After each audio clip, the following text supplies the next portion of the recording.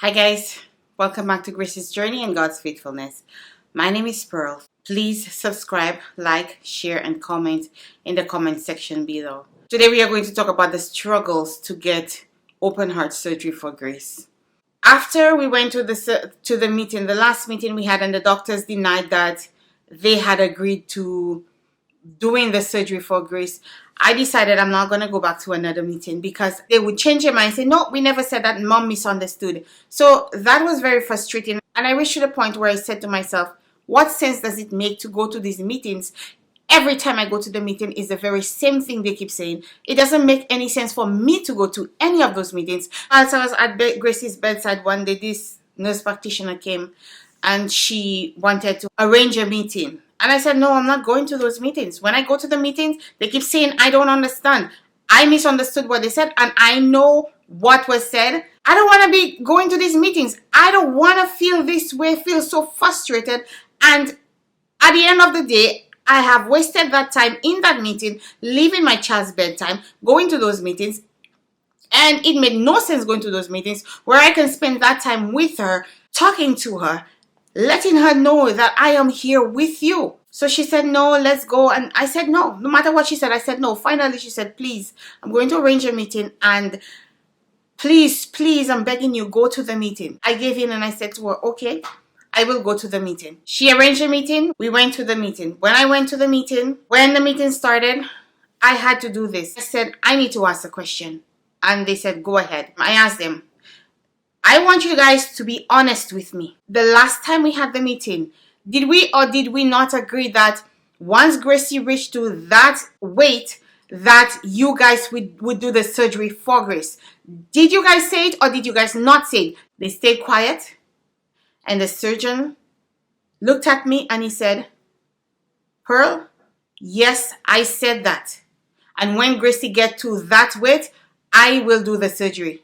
Oh my Lord, you guys don't understand the weight that came off my shoulders. I felt vindicated, and I am so grateful to God. And I am so grateful to this surgeon who stood up by his word, and he kept his word, and he said to me, I said I was going to do it and I will do it. Yes, it was said. And to be honest with you, I have so much respect for that man simply because he kept his word. Let me tell you all something. It doesn't matter what you have. As long as you do not have your words, you have absolutely nothing. Say what you mean and mean what you say. So after he said that, I was so happy. I felt so relieved. He got up from his chair and he came and he sat next to me. He came with a paper and pen and he sat next to me. When he sat next to me, he started to explain to me what the surgery entailed and the risks and how long it would take to do the surgery. He started to tell me about different children's ages, different children's weight, and the outcome of those children when surgery was done. When he finished explaining those things to me, he said to me, do you understand what I'm telling you? I said, yes. He said, do you still want to go ahead with the surgery? I said, yes. He said, okay, when Gracie gets to that weight, we will schedule the surgery and I will do the surgery. I said, thank you. And I said, thank you, Jesus. When I left that meeting vindicated. I left that meeting feeling relieved, and I left that meeting with joy. I was not afraid, even if what he told me would scare somebody. I was not afraid. And here is why I wasn't afraid. I was not afraid because I believed that God would keep Gracie. I believed in my heart of hearts that the thing that Gracie needed to survive was a heart surgery. And if Gracie were to get that heart surgery, Gracie would live. Gracie would survive. And I was not afraid. I was very happy that he kept his word and we were moving on to that. When I went back, I told them what happened. I told the nurse practitioner what happened. I told the nurse what happened. And I said, we got to work towards that goal, getting Gracie to that weight. At that point, I had a lot of support from Gracie's core team. And we started to work towards getting Gracie to that weight for her to get the surgery, because everyone was seeing that Gracie was getting lower. Time was running out. We did not have much time, and we had to work for Grace to get to that goal. But getting to that goal was not easy. Grace had an NG tube. She was being fed through that NG tube. And every time we fed Grace, Grace was throwing up. Gracie was not tolerating the feed very well. And we had to feed Grace and pray that Gracie would keep that feed. And we were praying that Gracie would keep on gaining weight. And to be honest with you, when you have a team that is praying for you and with you, that is amazing. Where I still kept on texting my contacts, telling them what was going on and asking them to pray. And I tell you, God is so amazing. God does answer prayers. Gracie started to gain the weight little by little, little by little. Her first heart surgery was in March. In a short space of time, we had to get Gracie from one step to another, and getting her there was hard. But by the grace of God, we eventually get to that weight. The struggle was real, y'all. It was real. But a mother's love for her child will push her forward to do whatever it takes to get that child what that child needs. It was a matter of life and death for my daughter. Our daughter. And nothing was going to hold me back. I was not ashamed. I had no shame. I was not afraid to speak. I was not afraid to cry when I had to cry.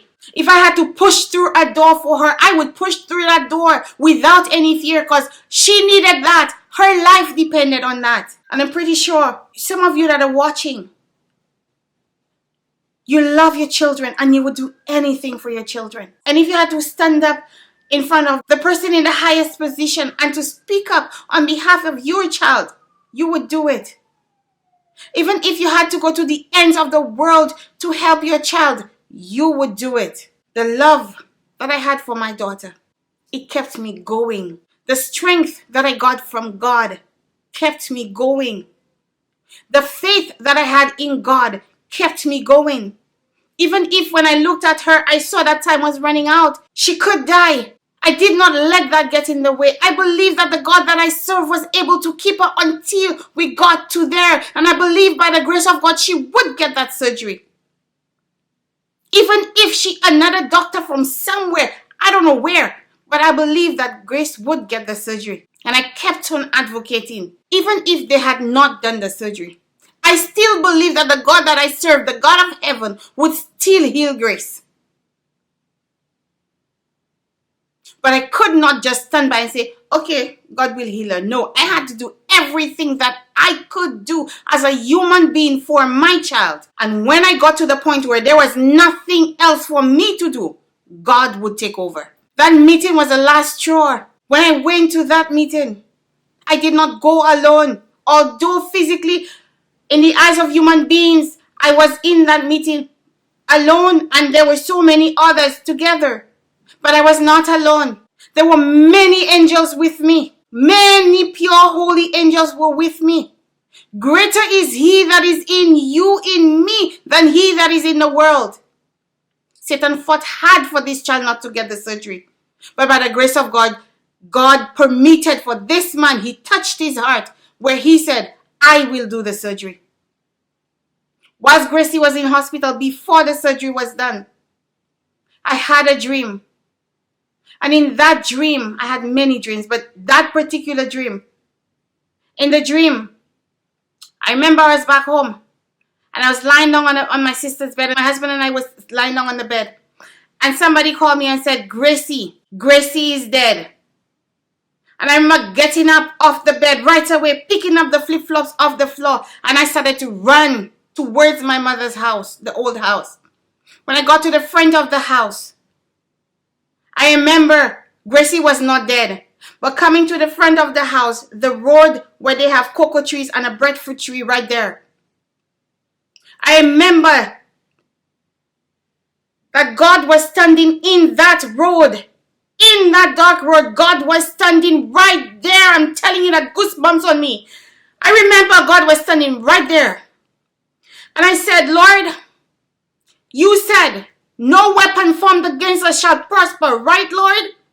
And with this sweet, sweet voice, I heard him say, "That's right." And I said, "Lord, you said, if you are for us, no one can be against us, right, Lord?" And with that sweet voice again, I heard, "That's right." And I woke up from that dream. And when I woke up from that dream, I got strengthened. My faith increased. I felt empowered to continue fighting because I knew that no matter what the enemy did, if God was for us, there was nothing the enemy could do. And that no weapon that had formed against grace or us, none of these would prosper. And by the grace of God,